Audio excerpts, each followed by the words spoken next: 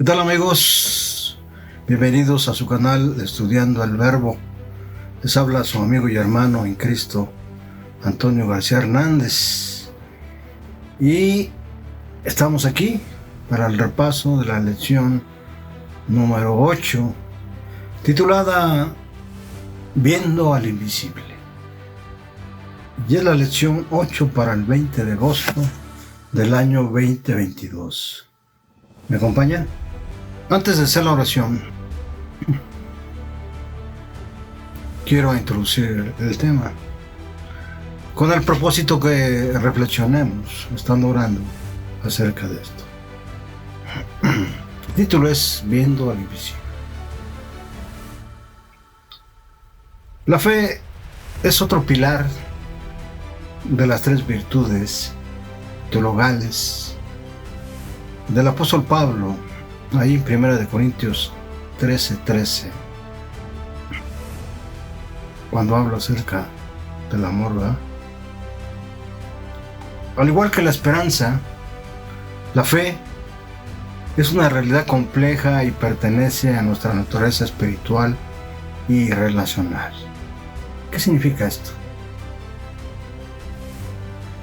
¿Sí? Que en la medida que nosotros nos relacionemos con Dios, le vamos a conocer, pero también debemos entender, ¿verdad?, que hay una realidad muy compleja, y esa la realidad en la cual muchas veces no aceptamos tiene que ver con nuestra naturaleza espiritual. El apóstol Pablo define la relación con la esperanza y lo invisible, ¿verdad? Ahí en Hebreos 11:1. Y como Dios es invisible, la única forma en que nos acerquemos a Él es por fe. Hebreos 11:6. Sin embargo, como establece Hebreos 1:1, ese acto de creer en Él no es una imaginación humana, ni un auto de autoproyección humana hacia lo absoluto. Nuestra fe surge de la evidencia de las promesas de Dios y de las profecías cumplidas. Dice el apóstol Pablo que tenemos la palabra profética más segura, ¿verdad? De la evidencia de la creación de Dios, de la evidencia de la providencia y el cuidado de Dios por nosotros en nuestra historia personal y colectiva. De ahí nace la fe. ¿Vemos? Bendito sea nuestro Padre que estás en los cielos. Te alabamos, te glorificamos, oh Señor, porque solamente tú lo mereces. Que al abrir tu palabra, Padre eterno, seamos iluminados, seamos inspirados, nos des poder para hacerlo, y que tu Espíritu Santo transforme nuestra bajeza, nuestro pecado, y nos lleve, Padre eterno, a Cristo Jesús, quien es el camino, la verdad y la vida. Acompáñanos, oh Padre, quédate en nuestro corazón, porque en Cristo Jesús se lo suplicamos humildemente. Amén. Amén. El apóstol Pablo, ahí en Hebreos capítulo 10, versículo 38, nos dice: pero el justo vivirá por la fe, y si vuelve atrás, no será de mi agrado. ¿Sí? Vamos a checar lo que dice la Reina Valera, porque esto que acabo de leerlo, sin duda, viene en la Nueva Versión Internacional. Ya hemos dicho que es una versión que en lo personal a mí no me gusta, ¿verdad? Hebreos 10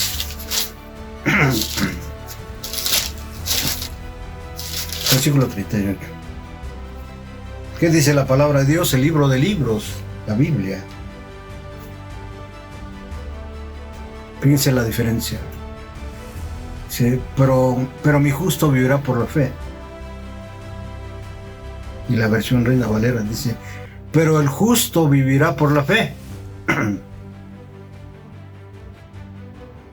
Aparentemente es lo mismo, ¿sí? Pero el apóstol Pablo, aquí en la Reina Valera 60, dice, pero nosotros, ¿quiénes?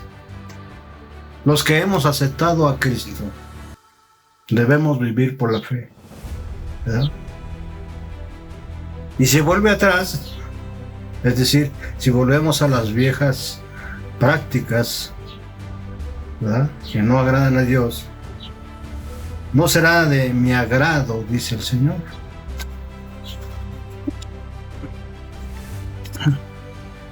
Muchas veces hemos sentido la presencia de Dios y hemos visto su poderosa mano actuando a nuestro favor. Sí, porque en Dios hay poder. Lo mismo en Cristo hay poder. En el Espíritu Santo hay poder, ¿verdad? Todos ellos actuando juntamente, ¿sí?, a nuestro favor. Sin embargo, en otras ocasiones no es posible sentirlo ni percibir su poderosa mano. Solo sentimos silencio y oscuridad. En esos momentos en donde más hemos de echar mano de nuestra fe, ¿verdad?, y avanzar como viendo al invisible, de acuerdo a lo que dice Hebreos 11:27. Por la fe debemos acogernos a todo el poder que Dios pone a nuestra disposición. Quiero invitarles para que vayamos al libro de Romanos 8:31, el poder del Padre. Romanos 8:31. ¿Qué dice la palabra de Dios? Romanos 8:31. El apóstol Pablo escribe, ¿qué pues diremos a esto? Si Dios es con nosotros, por nosotros, repito, si Dios es por nosotros, ¿quién contra nosotros? ¿Verdad? Y más abajo viene la forma en que lo demuestra, cómo Dios no escatimó ni a su propio Hijo, ¿verdad?, sino que lo entregó a todos nosotros, ¿verdad? ¿Cómo no nos dará también con Él todas las cosas? Dice el apóstol Pablo, ¿verdad?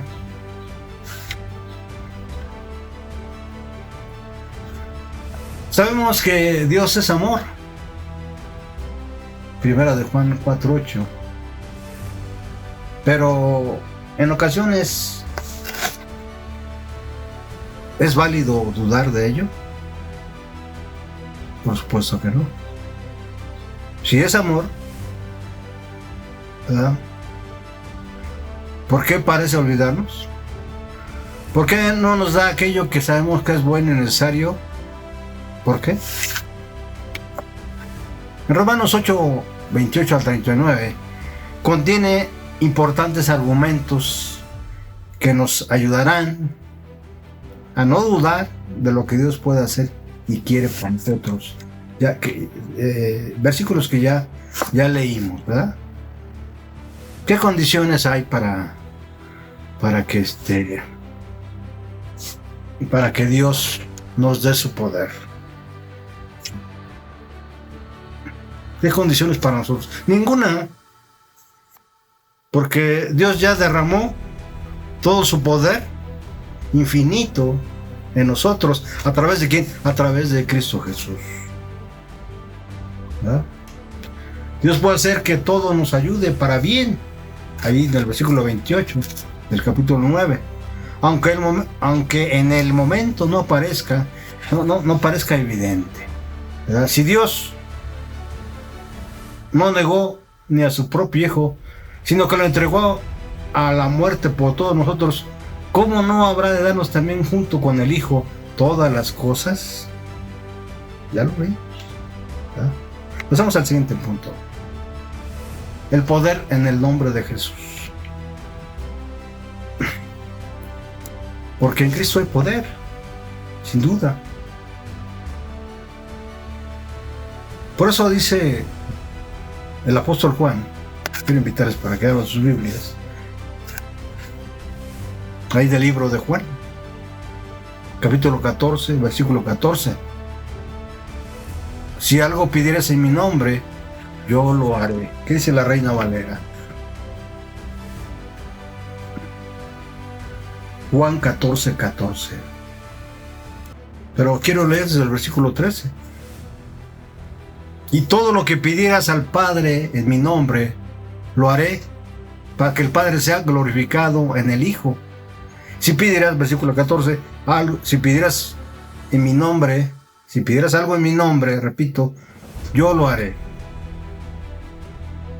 Vale la pena mencionar algo que quizás para algunos es hasta tal vez malo, ¿no? Pero recientemente el Papa Francisco dijo, al hablar de María, que María había ascendido al cielo en cuerpo y alma. En cuerpo y alma, ¿verdad? Y que le había rogado que ayudara a todos los oprimidos. Y esa parte es la que quiero tomar en cuenta, ¿verdad? Si la Iglesia Romana Católica enseña que en María podemos o puede ella interceder por nosotros en el cielo, cosa que no es bíblica, ¿sí?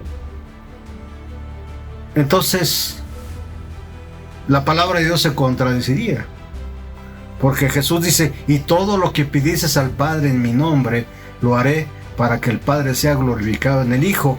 Si algo pidieres en mi nombre, lo haré. Entonces, cuidado. ¿A quién debemos pedir? Al Padre. ¿En el nombre de quién? En Jesús. En el nombre de Jesús. ¿Para qué? Para que el Padre sea glorificado.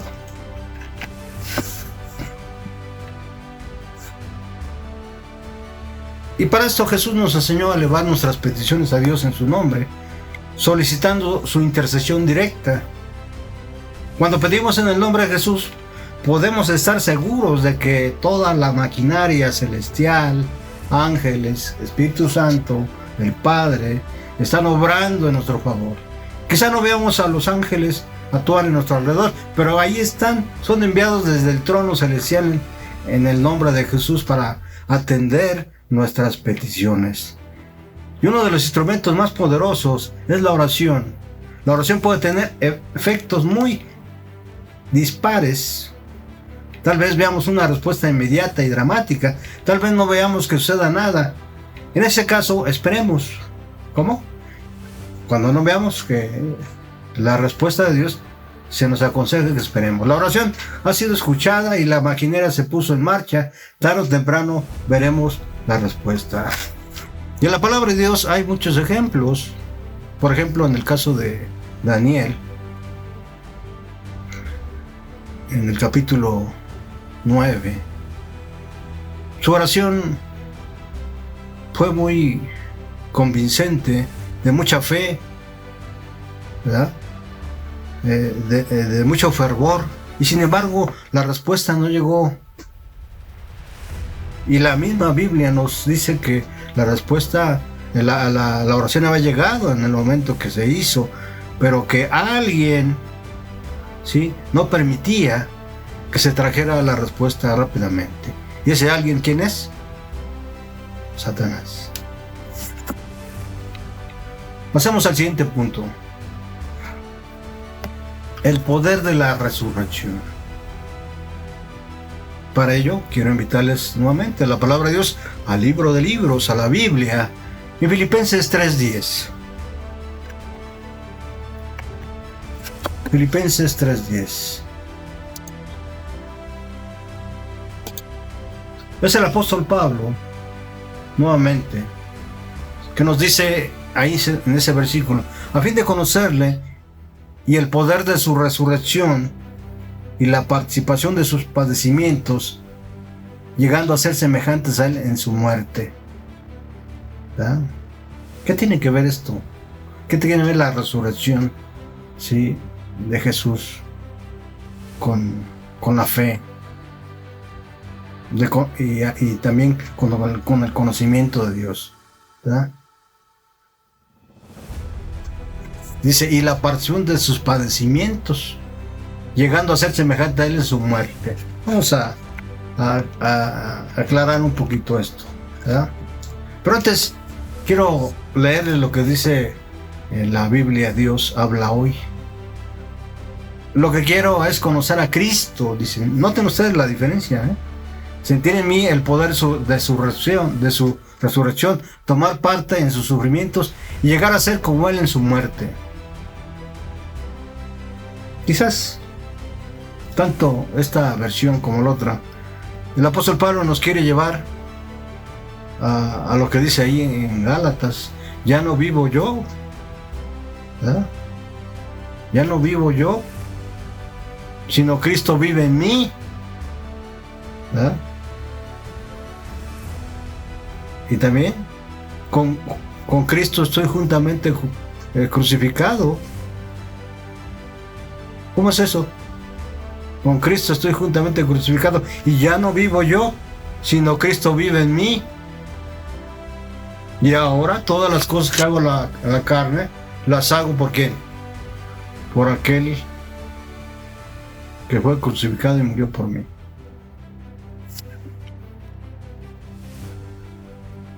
Al hablarnos del poder de Dios, Pablo presenta su poder manifestado en la resurrección de Jesús, ¿verdad?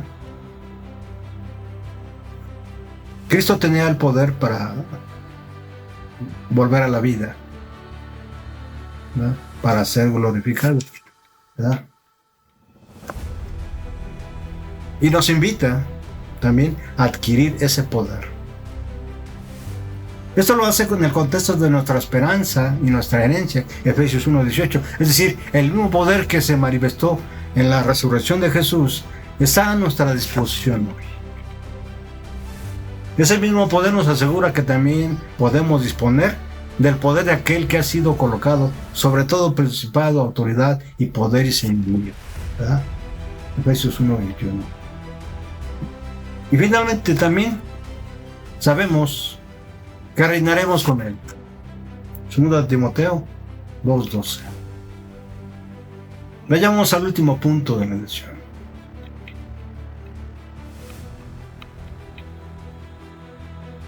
Al penúltimo. El poder de la ansiedad. Echando toda vuestra ansiedad sobre él, porque él tiene cuidado de vosotros. Primera de Pedro 5:7. Echando toda nuestra ansiedad, echando toda vuestra ansiedad sobre él, porque él tiene cuidado sobre nosotros. ¿Tienes temor? ¿Tienes prisa por hacer algo? ¿Tienes preocupación porque los hijos no están caminando, sí, de acuerdo a la voluntad de Dios? El apóstol Pablo dice: echa toda tu ansiedad sobre quién, sobre Dios, ¿verdad? Porque él tiene cuidado de nosotros. El apóstol Pablo, en otras palabras, nos invita a depositar toda nuestra ansiedad sobre Jesús. No hay problema demasiado pequeño o demasiado grande para él. Jesús no quiere que esperemos hasta agotar todas las posibilidades que humanamente se nos ocurran, ¿verdad? Si tienes, por ejemplo, un problema de alguna enfermedad, mucha gente, hasta los propios creyentes, ¿sí?, recurren, ¿sí?, a brujos, recurren a otros medios, tristemente, para resolver el problema. Jesús no quiere que esperemos hasta agotar todas las posibilidades que humanamente se nos ocurran antes de echarle encima nuestros problemas para que Él los resuelva. Venid a mí, todos los que estáis trabajados y cansados, y yo os haré descansar, ¿verdad? Dice Él. Es más, quiere que se los echemos encima y que dejemos de sentirnos ansiosos por eso. Ahora, Él los ha hecho suyos. Él se preocupa por su solución. La razón por la que no tenemos que preocuparnos es que a Dios le importamos lo suficiente como para transformar cualquier situación. Ahora sí, vayamos al último punto de esta lección. Casi se nos acaba el tiempo.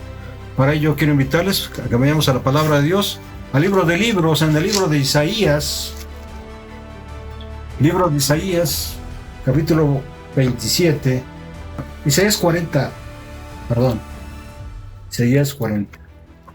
versículo 27.